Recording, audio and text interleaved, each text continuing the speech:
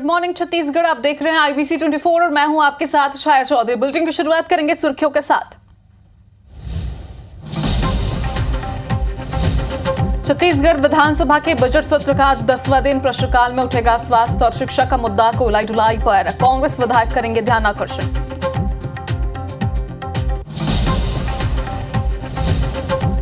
CM Vishnudeo Sai की बड़ी घोषणा। आदिवासी जिलों में शुरू होगी नियत नीलानार योजना। पुलिस कैंप के 5 किलोमीटर दायरे वाले क्षेत्रों में किए जाएंगे विकास काम।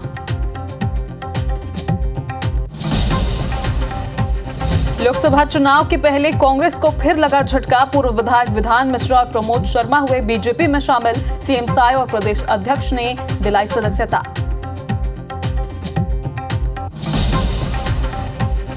छत्तीसगढ़ पुलिस विभाग में बड़ी सर्जरी। 25 TI स्तर के अफसरों के तबादले। 137 SI स्तर के अधिकारियों का भी ट्रांसफर।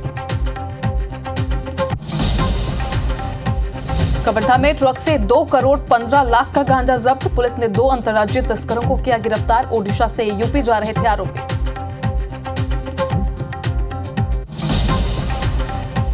और बीजापुर में नक्सल मोर्चे पर पुलिस को बड़ी सफलता। 3 महिला समेत 8 नक्सली गिरफ्तार। इधर गुंडे में मुठभेड़ के बाद नक्सली स्मारक किया गया ध्वस्त।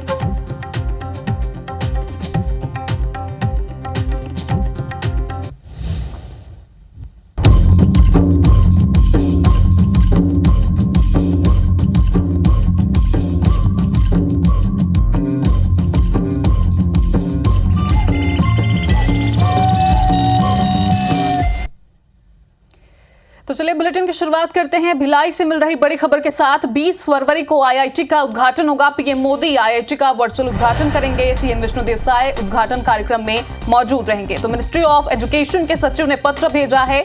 भिलाई में 358 एकड़ में निर्माण किया गया है। 878 करोड़ की लागत से ये IIT कैंपस तैयार हुआ है। इसी सत्र से क्लास भी शुरू हो चुकी है और भिलाई IIT में पढ़ रहे हैं करीब 700 छात्र। तो बड़ी खबर आपको भिलाई से बता रहे हैं। 20 फरवरी को IIT का उद्घाटन होगा। भिलाई में 358 एकड़ में इसे निर्माण किया गया है। फिलहाल क्लासेस भी शुरू हो चुकी हैं। पीएम मोदी IIT का वर्चुअली उद्घाटन करेंगे और साथ ही सीएम विष्णुदेव साय उद्घाटन कार्यक्रम में मौजूद रहेंगे। छत्तीसगढ़ के मुख्यमंत्री और मिनिस्ट्री ऑफ एजुकेशन के सचिव ने पत्र भेज दिया है। 358 एकड़ में इसका निर्माण हो चुका है। क्लासेस भी शुरू हो चुकी हैं। 878 करोड़ की लागत से ये IIT कैंपस को तैयार किया गया है। तो इसी सत्र से क्लासेस भी शुरू हो जाएंगी हो चुकी हैं और भिलाई IIT में करीब 700 छात्र पढ़ रहे हैं। कोमल धनेसर हमारे साथ इसी खबर पर फोन लाइन पर जुड़ी हैं, हमारे संवाददाता। तो कोमल, जानकारी दीजिए। छात्रों के लिए अच्छा मौका है, क्लासेस भी शुरू हो चुकी हैं।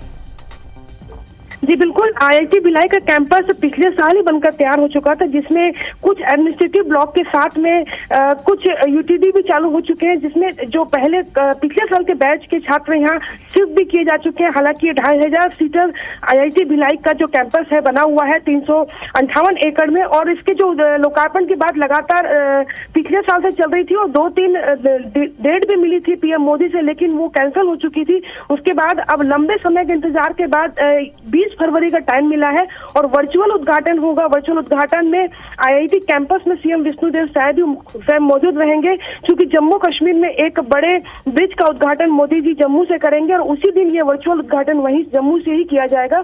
तो यहाँ पर ये बहुत प्रतीक्षित थी IIT भिलाई का लोकार्पण का जो समारोह होना था। अगर पिछली तैयारी की बात करें तो जुलाई अगस्त के समय वहाँ हेलीपैड भी बनाए जा चुके थे कि जिस हिसाब से मोदी जी का काफिला आता है 3-4 हेलीपैड की जरूरत होती है। तो सारी तैयारियां हो चुकी थी, लेकिन चुनाव के चलते सब कुछ टल चुका था। लेकिन एक बार फिर जो 20 तारीख की जो नई तारीख आई है, मिनिस्ट्री ऑफ एजुकेशन के सचिव ने जो पत्र भेजा है 15 फरवरी को IIT मैनेजमेंट को, तो वो अब तैयारियों में जुड़ गए कि वर्चुअल तैयारियां कैसी होंगी। अब सारी तैयारियां अब शुरू हो चुकी है कैंपस में। तो सभी को इस दिन का इंतजार था। कोमल, शुक्रिया जानकारी के लिए। फिलहाल एक बार और दर्शकों को अपडेट दे दें कि 20 फरवरी को IIT का उद्घाटन हो जाएगा।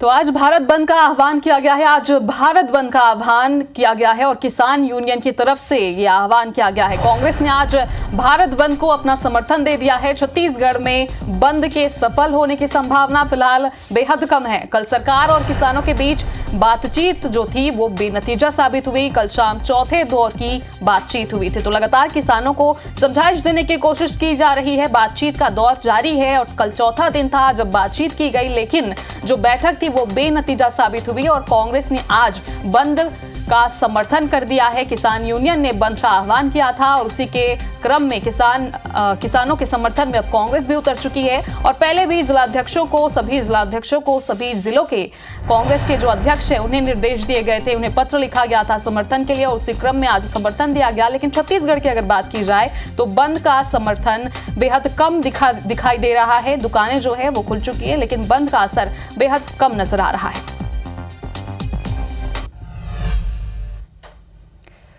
तो वहीं छत्तीसगढ़ विधानसभा के बजट सत्र का आज 10वां दिन है। छत्तीसगढ़ में बजट सत्र चल रहा है विधानसभा का और आज 10वां दिन है। प्रश्नकाल के दौरान आज स्वास्थ्य और शिक्षा का मुद्दा उठेगा।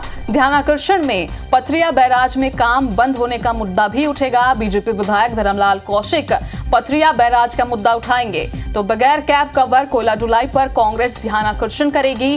विजय शर्मा, दयालदास बघेल के विभागों के अनुदान के मांगों पर आज चर्चा की जाएगी। यानी ये दो मंत्री हैं जिनके अनुदान पर आज चर्चा होगी। बीजेपी विधायक अजय चंद्राकर आज अशासकीय संकल्प प्रस्तुत करेंगे और संस्कृत कॉलेज को विश्वविद्यालय में अपग्रेड करने पर अशासकीय संकल्प पत्र भी आज जारी होगा। तो लगातार कई घोषणाएं की जा रही है। विधानसभा सत्र में कई बड़े मुद्दे उठाए जा रहे हैं और आज के मुद्दे जो हैं वो हम आपको बता रहे हैं। तो छत्तीसगढ़ पुलिस में एक बार फिर बड़े पैमाने पर तबादला हुआ है। करीब 167 इंस्पेक्टर, सब इंस्पेक्टर्स और आरआई समेत सूबेदारों के तबादले आदेश जारी किए गए हैं। पुलिस मुख्यालय से जारी सूची के मुताबिक एक साथ 12 जिले के 25 इंस्पेक्टर और 137 सब इंस्पेक्टर समेत 5 आरआई सूबेदार के तबादला आदेश जारी किया गया है। ये ट्रांसफर भारत निर्वाचन आयोग के उस निर्देश के अनुपालन में हो रहे हैं जिसके तहत एक स्थान पर 3 साल से ज्यादा पदस्थापना वाले अधिकारी के स्थानांतरण होने हैं।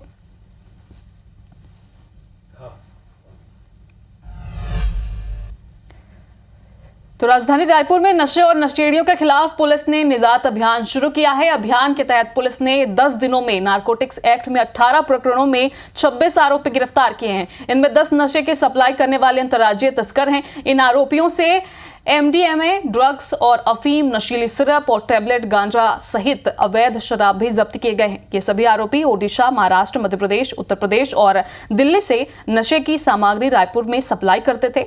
इनके कब्जे से लगभग 69 किलो 136 ग्राम गांजा, 4.31 ग्राम एमडीएमए ड्रग्स और 21 ग्राम अफीम और साथ ही 600 शीशी प्रतिबंधित नशीली सिरप जब्त की गई है। सभी आरोपियों के खिलाफ रायपुर के थानों में कार्रवाई की गई और राज्य सरकार ने नशे के खिलाफ सख्त कार्रवाई के निर्देश भी दिए हैं, जिस पर रायपुर एसएसपी संतोष सिंह के दिशा निर्देश पर पुलिस ने नशे के खिलाफ कार्रवाई और जागरूकता अभियान, निजात अभियान शुरू किया। 26 आरोपी जो है नारकोटिक्स में हम लोगों ने गिरफ्तार किया है। एनडीपीएस के केसेस में, ड्रग्स के मामले में जिस 26 आरोपी जो गिरफ्तार किए हैं उसमें से 10 जो है इंटर स्टेट लोग हैं।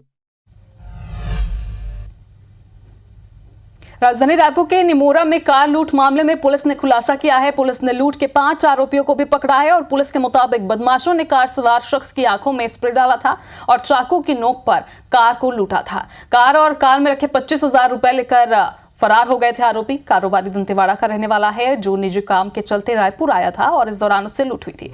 राखी थाना पुलिस और साइबर सेल की टीम ने आरोपियों को पकड़ा। बदमाश विपिन टंडन, सागर डहरिया, साहिल पात्रे ने इस वारदात को अंजाम दिया है। आरोपी चित्रप्रकाश और भूपेंद्र धीवर पर पूर्व में भी लूट का मामला दर्ज हो चुका है।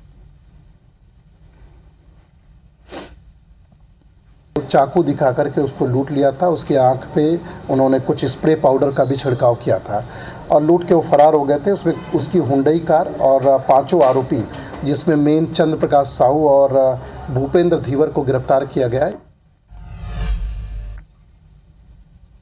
तो रायपुर के श्री सालासर बालाजी मंदिर के स्थापना के 6 साल पूरे होने पर आज विशेष कार्यक्रम का आयोजन किया जाएगा।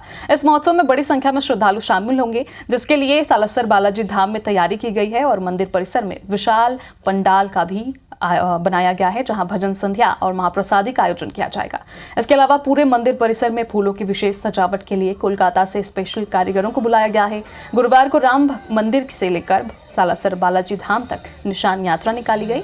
आपको बता दें कि आज सुबह 10 बजे से बालाजी का दुग्धाभिषेक किया जाएगा, जिसके बाद 10:30 बजे से 2 बजे तक भगवान को सवा मणि भोग चढ़ाया जाएगा।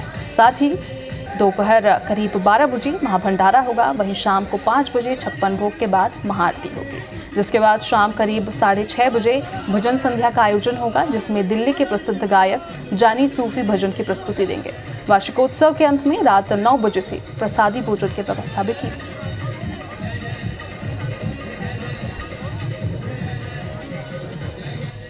श्रद्धालुओं से मेरा यही कहना है कि घर से निकलें, ये न समझें कि खाली अग्रवालों का सम्मेलन है, ये सभी जात का सम्मेलन है। ये साल ही ऐसा है कि इस वक्त तो राममय है वातावरण, और इस वक्त हनुमान जी का हम लोग ये वार्षिक उत्सव जो मनाते हैं, इसको आप आज की भाषा में हनुमान जी का बर्थडे कहिए हमारे यहाँ, तो सालासर हनुमान जन्मोत्सव है या हमारा वार्षिक उत्सव है। जो भी लोग किसी कारण से नहीं आ पा रहे हैं वो आएँ, और यहाँ के जितने कार्यक्रम हैं वो सबके लिए एक समान है। निशान यात्रा का कार्यक्रम बहुत अच्छे भव्य कार्यक्रम हुआ है।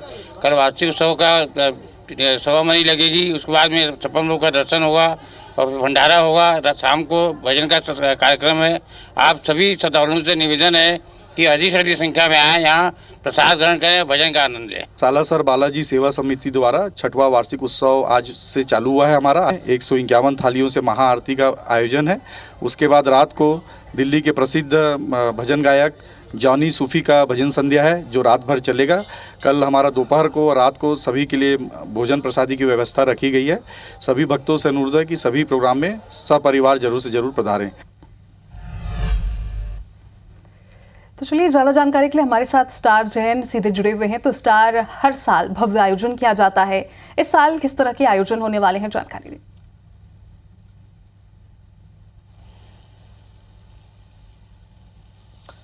देखिए, सालासर बालाजी धाम में मैं मौजूद हूँ और इसका इस बार 6वां वार्षिकोत्सव है। जिस प्रकार से सालासर बालाजी सेवा समिति के अध्यक्ष सुरेश गोयल जी ने कल कहा था कि एक प्रकार से आधुनिक परंपराओं के हिसाब से ये इसे हनुमान जी का जन्मदिन या इस मंदिर का जन्मदिन कहा जा सकता है। तो 6वां वार्षिकोत्सव है और बड़े धूमधाम से इसको मनाया जाता है। साल दर साल इसकी भव्यता बढ़ती जा रही है और इस साल आप देखेंगे, सबसे पहले तो ये मंदिर है, मंदिर का आपको दर्शन कराते हैं। देखिए किस तरीके से इसको पूरा फूलों से सजाया गया है। आपको बता दूँ कि इसके लिए विशेष कलकत्ता से जो है कारीगर आए थे, जिन्होंने पूरी मंदिर परिसर को फूलों से सजाया है। इसके अलावा लाइटिंग भी लगाई गई है। रात के समय में लाइटिंग भव्य दिखेगी यहाँ। और दिन भर का कार्यक्रम की बात बताऊँ तो सवा मणि का भोग यहाँ पे चढ़ेगा सुबह 10 बजे। उसके बाद सुबह 10 बजे से ही बालाजी का दुग्धाभिषेक होगा और सवा मणि प्रसाद के वितरण की व्यवस्था यहाँ पर की गई है। इसके अलावा दिन में भी भंडारा होगा, महाभंडारा। और शाम के समय की बात करें तो शाम के भी यहाँ पर फिर जो है 56 भोग लगेगा सालासर बालाजी को, और उसके साथ महाआरती होगी यहाँ। और महाआरती के बाद शाम के समय भक्तिमय संध्या कार्यक्रम का आयोजन किया गया है, जिसमें दिल्ली के सुप्रसिद्ध पार्श्व गायक जानी सूफी आ रहे हैं, वो अपनी प्रस्तुति देंगे यहाँ।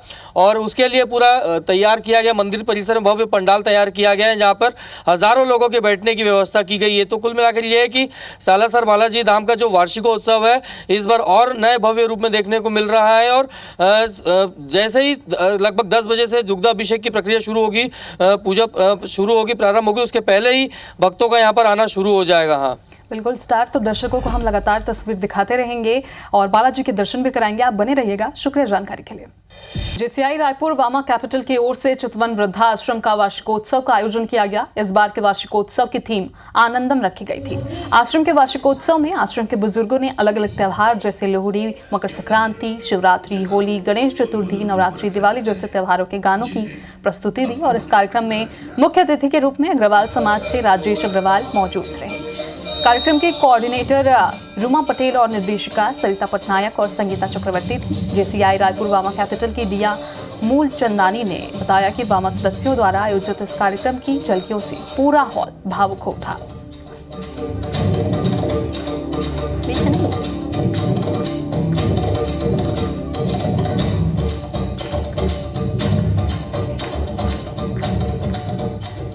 ये चितवन वार्षिक उत्सव है, हम साथ साथ है। इसका थीम है आनंदम।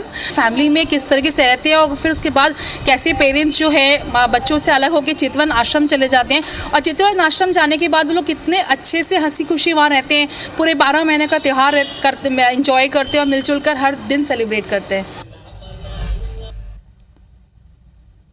तो अंबिकापुर का रुख करेंगे। घने कोहरे से सरगुजा संभाग ढक गया है। घने कोहरे के कारण विजिबिलिटी काफी कम हो गई है। कोहरे की वजह से सड़क पर आवागमन प्रभावित हो रहा है। 2 दिन के बारिश के बाद आज ये नजारा देखने को मिला। तस्वीरें आप देख रहे हैं, कितना खूबसूरत ये नजारा है, लेकिन विजिबिलिटी काफी कम हो गई है क्योंकि कोहरे की वजह से सड़क पर आवागमन भी अब प्रभावित होने लगा है। इसीलिए लगातार अलर्ट जारी किया गया है कि विजिबिलिटी काफी कम हुई है। इसी वजह से आप सावधानी बरतें, चूंकि सड़क हादसे भी इसी वजह से होते हैं, इसी कारण से होते हैं। और तस्वीरें आप देख सकते हैं, विजिबिलिटी काफी कम है। घने कोहरे से पूरा सरगुजा संभाग ढका हुआ है।